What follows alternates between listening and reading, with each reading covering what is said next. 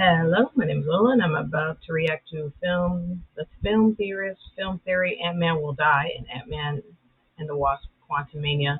I hope I hope this theory is wrong, but on account since they are introducing Ant-Man's daughter Cassie, she's joining the team, and in the comics, I think it is Scott Lang's death that pushes his daughter to fully become a superhero, take on her father's role. Man, I hope that's not the case in the MCU movie that's coming up, man. I hope not. But more than likely, yeah, they probably will. I hope not, because of Paul Rudd, Ant-Man's become one of my favorite Marvel superheroes in the MCU. Let's see what Film Theory's theory is. And if you want to like, comment, subscribe to my channel, you can. If you don't want to, that's fine too. Here we go. Let's just cut to the chase, friends. While the rest of the world is getting ready to see Black Panther Wakanda Forever in a few months, I've got my eyes set to the movie right after it, Ant-Man Quantumania. Why should I care about the third movie in the Ant-Man trilogy? Well, because that's where Ant-Man is gonna die, and I'm about to prove it to you.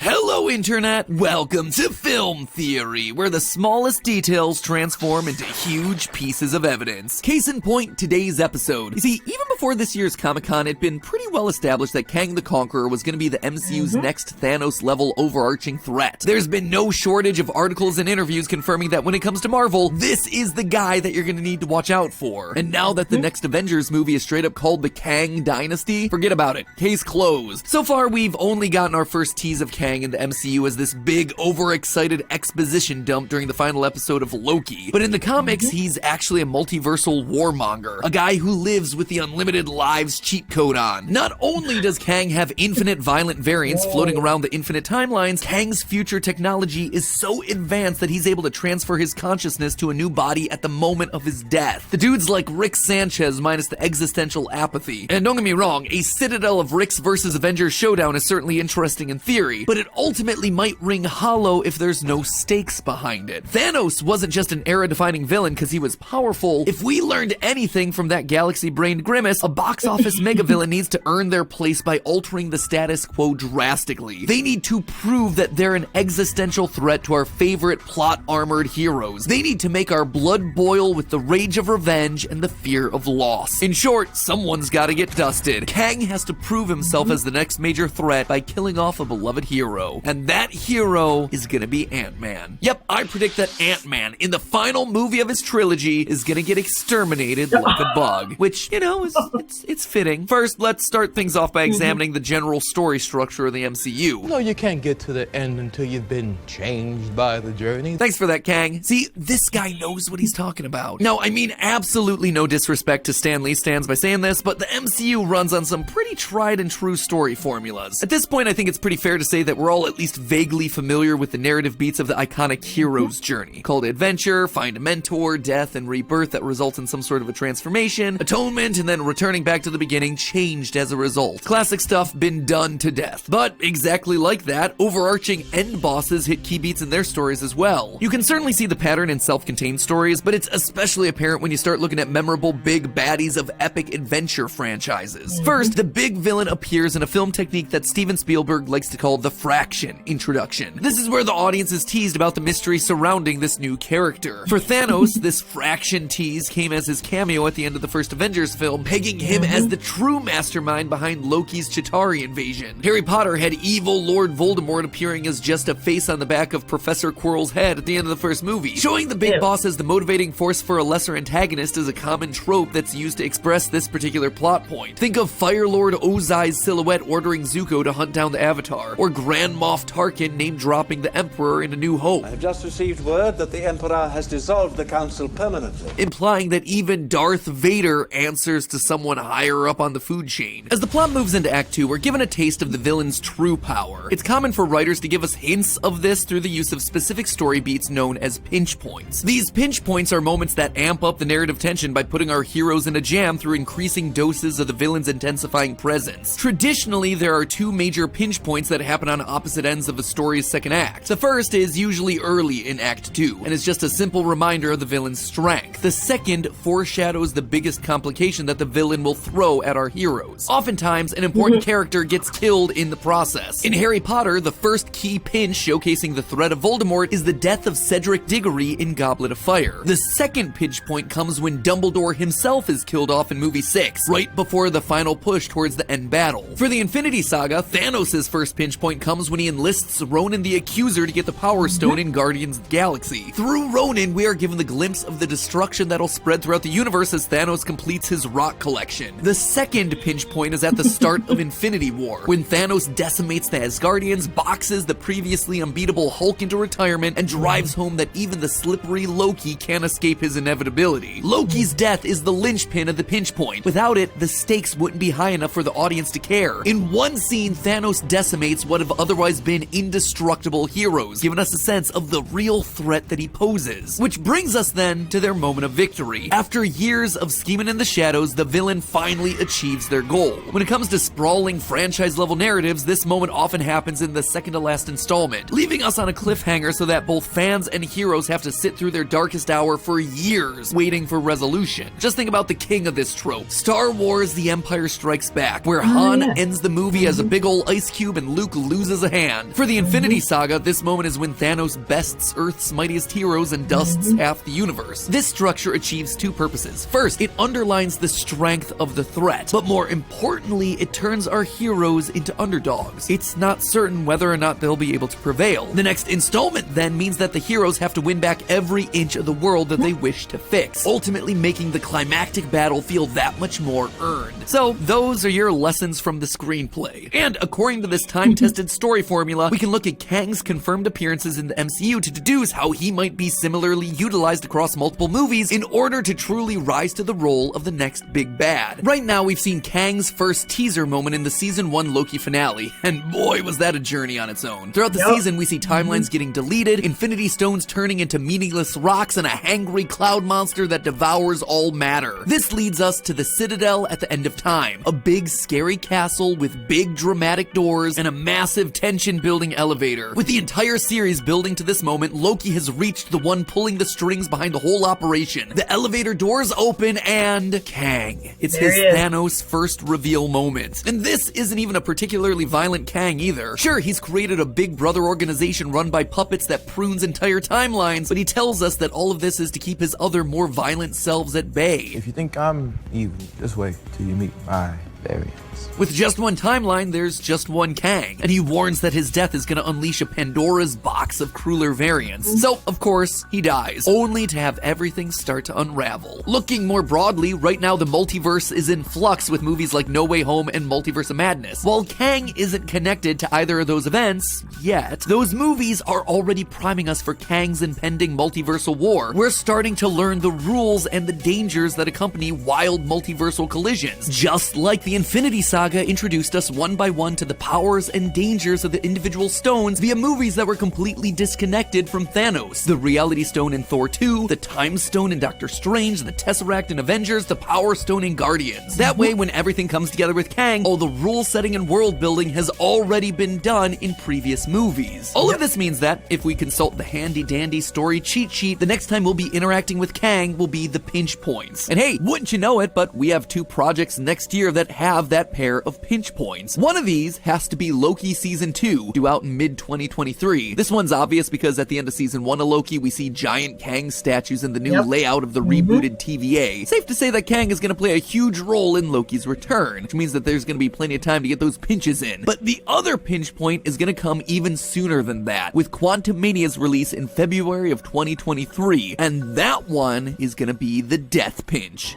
This is wild. And here's where the theory gets interesting. Loyal theorists, I submit to you Exhibit A, a minor leaked image from Quantumania's pre-production. These shirts were allegedly made for Quantumania's stunt team, depicting a broken Ant-Man helmet and the reflection of Kang the Conqueror ominously charging an energy blast. Now, third installments of MCU films historically end with the destruction of a hero's iconic equipment. Iron Man 3 had Tony hit the fireworks button on his whole iron closet, Captain America Civil War had Steve Rogers renounce his shield, and Thor Ragnarok shattered Mjolnir like it was made out of Lego. What this means is that Scott Lang might just be left to face the nearly immortal time demigod Kang with only his wits. And well, those aren't great odds. And I'm not the only one to notice the power imbalance here. Back in October of 2021, Jonathan Majors, actor for Kang the Conqueror, was interviewed on the late night show Jimmy Kimmel. When he's questioned on how Ant-Man would possibly be able to contend with someone of Kang's power, we get this. No offense to Ant-Man, but Kang, if Kang is a Thanos, yeah, it's like squash. Ant-Man's dead.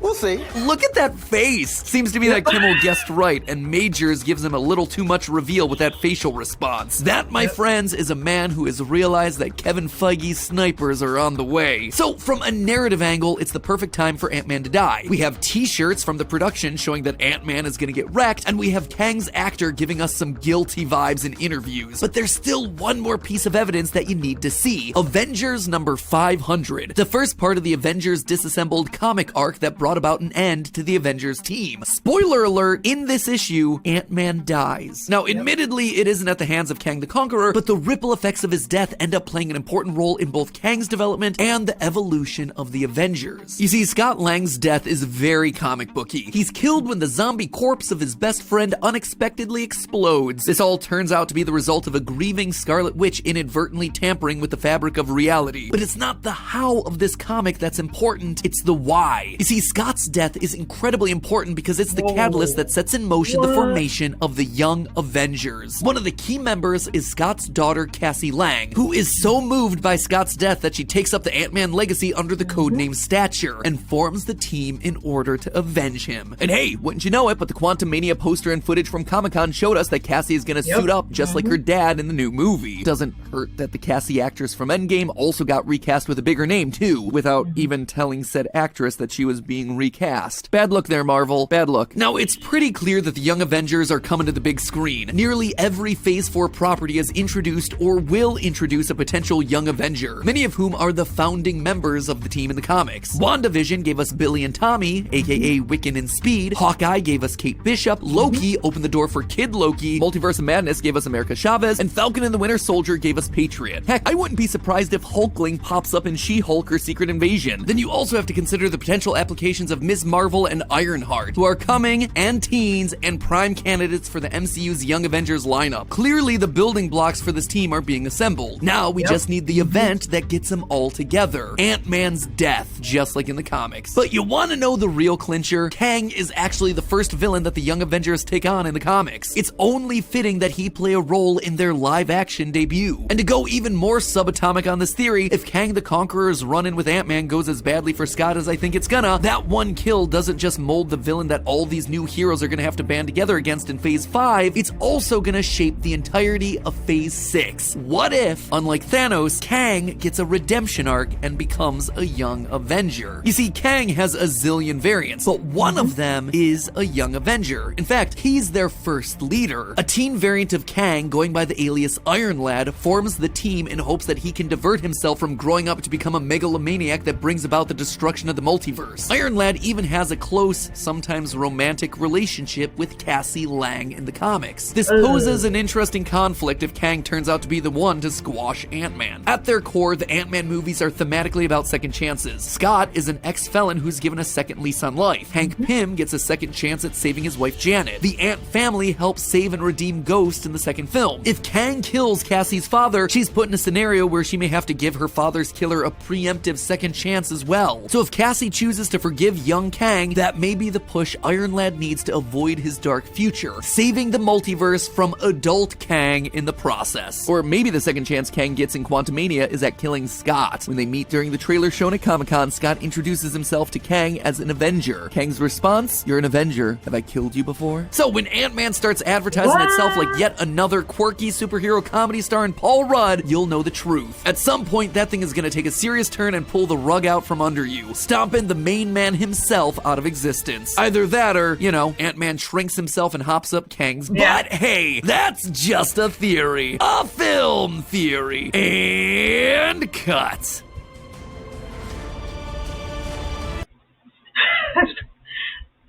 It's like ever since, I don't know how long this joke has been going on, but it's like ever since I think Infinity War, Endgame it was, like people have always been Ant-Man, he could have easily killed Thanos by just shrinking, going up his butt and expanding. That's it. Like, which of course we've seen that happen in The Boys, the first episode. Uh, it's funny that joke is still going. Like, oh my God, man, there's gonna be some tears for that movie, man. Like if they do that, oh man. But it's like, like if they want to stick to the comics, like, they can and will do that, But it does seem like, yeah, it seems more possible. Like it does make more sense. Uh, but it's like, man, everybody's gonna be crying. Oh my God, that'd be messed up, man. Killing off Ant-Man like that, just that was pretty funny. That interview with Jimmy Kimmel. Jimmy guessed right that, like, Kang's gonna kill Ant-Man, and Jonathan Majors like, oh crap, he found out. He knows. He guessed right. Oh no. But man, I hope not. But if it is gonna, push some new young Avengers to come in and them to band together, come together and fight and kill Kang, then probably, yeah, it probably might have to happen. Anyway, that's my reaction to Film Theory. Ant-Man Will Die and Ant-Man and the Wasp: Quantumania by Film Theorists. Everyone take care of yourselves and each other, and I'll see you in the next one. Bye.